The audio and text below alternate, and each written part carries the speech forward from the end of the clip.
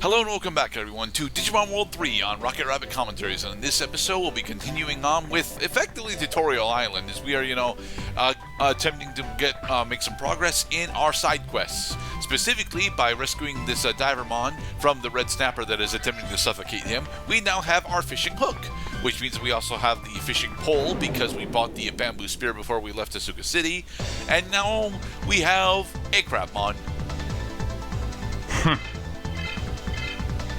Alright, so... Hey, not crabby? Not really. I mean, trying to relate Digimon to Pokemon is always a very iffy and potentially toxic discussion to have, because Digimon really doesn't take that much from Pokemon. It honestly isn't a monster collector like Pokemon wanted to be at some point. I'm supposed to be going over a bunch of the other internal systems that we've not yet talked about yet, okay. One of the big things that is a box. Yes, one of the big things that the game is never going to explain to you is that there's a difference between the experience that you get. Well, actually, that particular rant isn't supposed to come in until we get our first Digivolution. There are effectively two different experience systems in this game, and once we actually get our first Digivolution, I'll be allowed to go over that. There was a topic that I was supposed to actually talk about coming into this part that I have forgotten about. Damn it! Right. I was supposed to explain the speed spiral of death. Okay, so the speed spiral of death is a phenomenon that happens in turn-based RPGs when the speed stat, or the equivalent of the speed stat, is factually the best stat by a significant margin in order to raise and specialize in for any of your playable characters. It happens in Digimon World 3 because although turns 1 and 2 are almost always you than your opponent, after that, there is a turn chart that you don't get to see, but that your speed stat determines. If you have, I believe it's either 50% or 100% more base speed than your opponent, you will get to go twice in comparison to their one turn, and it will follow this pattern almost all the way down for the next several turns. The thing is, because there's a spectrum of speeds that you can be at. It ends up being a bit difficult to actually clock when the neutral shift is going to happen again. What's happening on screen right now specifically is that we are attempting to actually solve the kicking boot side quest by playing hide and seek with Vmon. Okay, you go hide. I'm gonna count to 10. Like so. We'll give him more time. In-game character Gerdat. I mean, he's named Gerdat because, I am a bit of a self-centered egotist, but okay.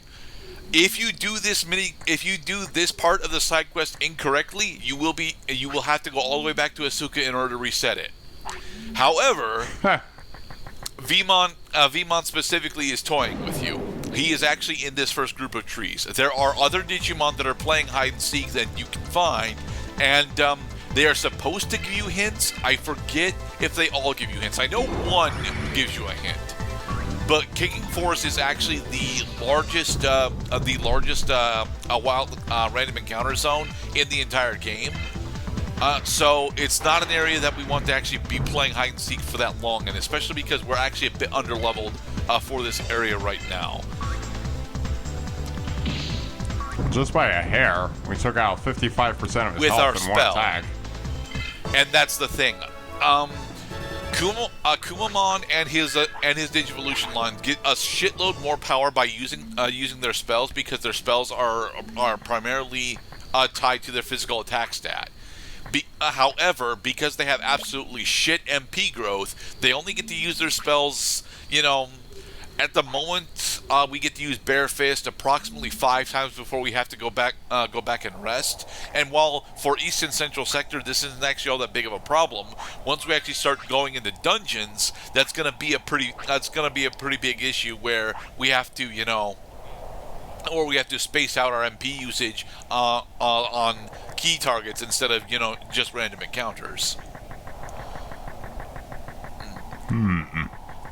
So, We are trying to get to level 5 before we get into Seiryu City. Specifically because then we will get our first Digivolution because, well, we want to get our first Digivolution to show it off. Yeah. Junior's making me dizzy. Yeah. So, another thing that I was supposed to comment on specifically is that every individual area actually has multiple different encounter zones in it. Wind Prairie is a bit weird because around the stairs specifically has got a relatively low encounter rate, but a majority of the rest of the zone has got a normal encounter rate. There are areas later on that have a significantly higher encounter rate that will be used to be doing off-screen grinding specifically.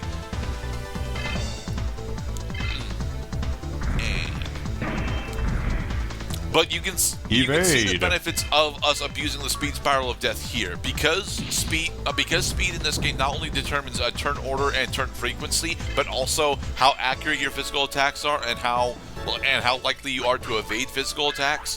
For a majority of the random encounters, if you are abusing the speed spiral of death, you effectively get to be more or less immortal if you are at all on par with where you're supposed to be. Okay, here is where Annotations Gerdat is mentioning that the encounter rate for the game is honestly really weird. Wind Prairie, not so much, but it has to do with the fact that individual areas on biomes have different, not necessarily encounter tables, but different encounter rates. And there are areas that have different encounter tables as well. There are two that I need to bring up as we are going through them. This guy's gonna be valuable experience. Yep, and we got to go twice in a row. Alright. Kiwi Mancha pushes to just under 200 experience, or just over 200, and there, we have gotten our first Digivolution, Grismon. Every single one of these starter partner Digimon will gain their first Digivolution at their level 5. And now we have to go into the fact that we have two different experience systems. We have the experience system that we actually get to see, which is the one that is tied to our partners and starters, and then we have the experience system tied to our Digivolutions. I'm going to wait until we actually get into combat in order to, fully explain that. This is an actual story progression. You have to talk to Repeating Tom in order for Seiryu Leader to talk to you when you get over to Protocol Ruins. If you do not talk to this NPC, you cannot progress. One of the big complaints that the community for this game has had, especially when it comes to the speedrun for the game, is that we can't seem to figure out any ways to disable the flag checks for individual story moments. There's exactly one exception to that happens much later on in the playthrough that I don't think I show off, and it ends up causing me to do about an hour's worth of backtracking, off screen for it. But that is one of the big hurdles for speedrunning this game specifically. If you attempt to skip specific flags, the game just doesn't actually progress for you. Well, the hallmark of speedruns, of course, is knowing when the skip will actually work. Yeah. No, for general play, the flag system actually works relatively well. There's only a couple of points way later on in the game where the flag system, or the narrative flag system ends up becoming a problem. And even then, it's only really on repeat playthroughs where it's that big of an issue. But you'll notice that even though we hit level 5, we are really broke right now. We just straight up don't have enough cash in order to upgrade our gear. Well, so far we've played against only one other Digimon trainer. This is true, and that's mostly because fighting against tamers in this game is a very high risk, low reward proposition. Because the Digimon if you have the ability to fight against Digimon tamers, more than likely you're not actually abusing the in system correctly. And yes, it is an abuse. And for two, They actually probably have Digimon that are slightly more powerful than you and have multiple Digimon to boot. So Fighting. Whoa. Kuwagamon! This guy. And he ambushed us like a dick.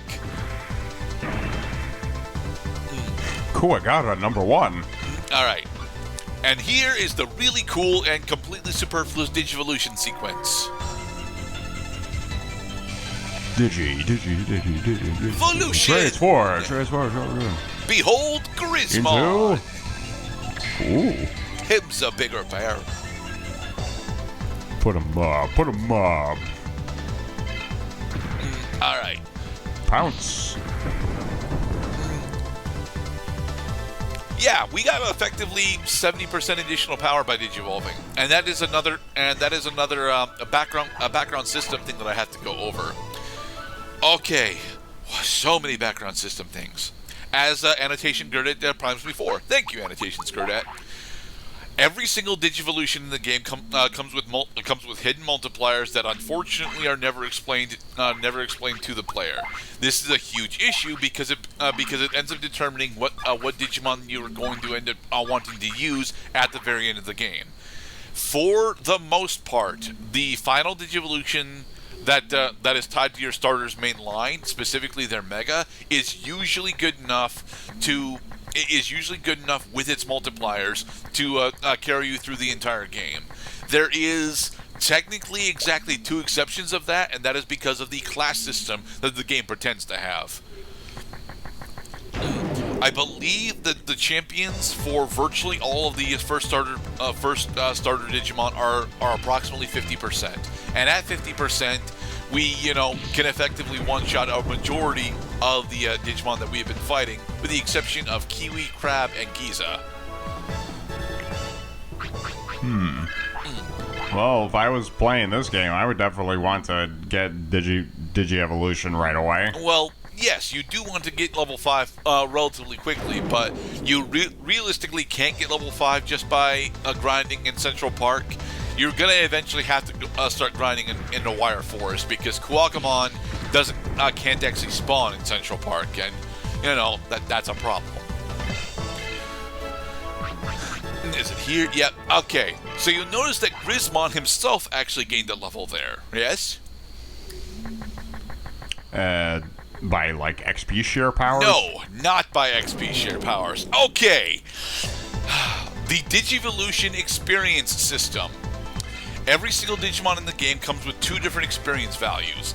Every single, enemy encounter comes with 2 different experience values. And there's a shifting one and a static one. The static experience is the one that you actually see, and it will very specifically apply that experience value to the base / partner Digimon that you're using in combat. The Digivolution experience system is a scaling system where, depending on your base partners, my god, this gets fucking confusing. Based on your partner Digivolution's level, the Digimon that you're fighting will give a certain amount of Digivolution experience points. Like, for example, the Kuwagamon that we're fighting right now has got a Digivolution experience point value of, I believe it's either 2 or 3, because Kuwamon is level 5. There is a table that lists all of this shit on the internet some damn where, and I'm supposed to actually post it in the description of this video, but I'm going to forget to do that. Anyway, here is our first actual card battle. Now that Kuwamon is at 5, we have enough charisma to fight Genji in our first level 4 card battle with our base folder, because we've not bothered to start farming Cardmon yet, mostly because we're not strong enough to defeat Cardmon.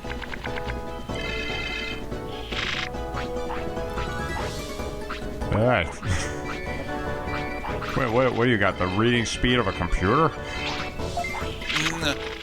I don't have the reading speed of a computer, thankfully, but I get relatively high up there. I'm gonna safely assume that this is not past Gerdat's first time playing the card game, because he's blowing through these screens right now. It is not past Gerdat's first time playing the card game, but it is the first card game that we're showing off for this playthrough.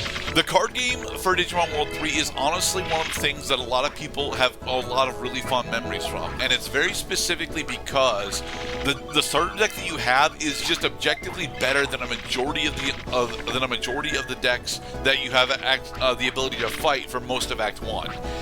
Once you get into Act 2, you're gonna actually need to start farming Cardmon and get booster packs in order to improve your deck.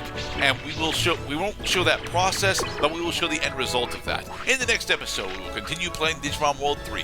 Be safe, everybody.